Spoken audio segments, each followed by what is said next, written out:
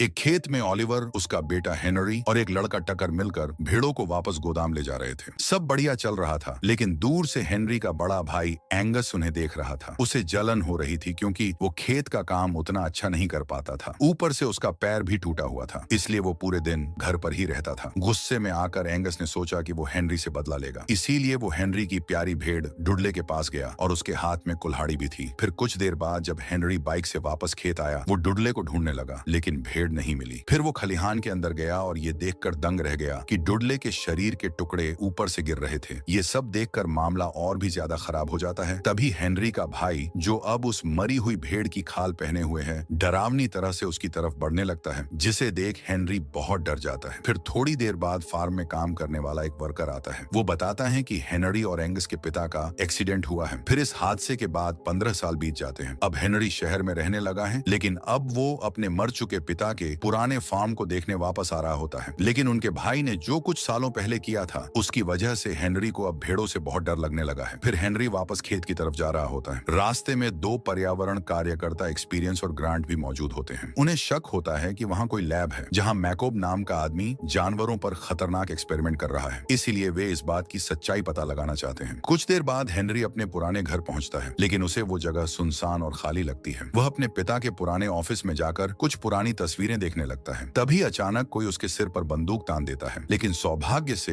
वो कोई और नहीं बल्कि मिसेस मैक होती हैं। उन्होंने हेनरी को पहचान नहीं पाया और घुसपैठिया समझ लिया था। जब उन्होंने देखा कि वो हेनरी है तो माफी मांगी और उसे गले से लगा लिया। इसके बाद हेनरी अपने भाई एंगस की तलाश में निकलता है। एंगस ने ही उसे बुलाया था ताकि हेनरी खेत का आधा हिस्सा बेच सके, लेकिन जब हेनरी उससे मिलता है तो वो थोड़ा उलझन में होता है। उसे समझ नहीं आता कि क्या वो सच में ये जमीन बेचना चाहता है या नहीं, क्योंकि ये जगह उसके पिता की आखिरी याद है। लेकिन एंगस उसे पैसे देने का वादा करता है। वो उसे अपने ऑफिस में बुलाता है और बिना ज्यादा बात किए उसे एक चेक पकड़ा देता है। उधर पर्यावरण कार्यकर्ता फार्म पर पहुंच चुके हैं। उन्हें लैब का सही लोकेशन पास में ही मिल जाता है। वे एक वैज्ञानिक डॉक्टर एस्ट्रेड को उसकी टीम के साथ कुछ रहस्यमयी सामान लाते हुए देखते हैं। जब वे देखते हैं कि डॉक्टर और उसकी टीम किसी बात को लेकर घबराई हुई है, तो ग्रांट जल्दी से शिपमेंट को देखने के लिए भागता है। उसे वहां 3 सिलेंडर मिलते हैं, लेकिन तभी डॉक्टर और उसकी टीम को ग्रांट का पता चल जाता है और डॉक्टर अपनी टीम को ग्रांट के पीछे भेज देती है। ग्रांट एक सिलेंडर उठा लेता है और एक्सपीरियंस के साथ जंगल की ओर भाग जाता है। जब वे दोनों थोड़ी दूरी पर पहुंच जाते हैं तो रुककर उस सिलेंडर को ध्यान से देखते हैं, तो उन्हें पता चलता है कि उसके अंदर एक खास तरह से बदला गया अजीब सा जीव है। उन्हें लगता है कि अगर वो इस सबूत को सबके सामने लाएं तो फार्म के मालिक को दोषी साबित कर सकते हैं और उसके खतरनाक प्रयोग हमेशा के लिए बंद करवा सकते हैं। लेकिन तभी एस्ट्रेड और उनकी टीम जंगल में आ जाती है और दोनों घुसपैठियों की तलाश शुरू कर देती है। ग्रांट उनसे बचने के लिए भागता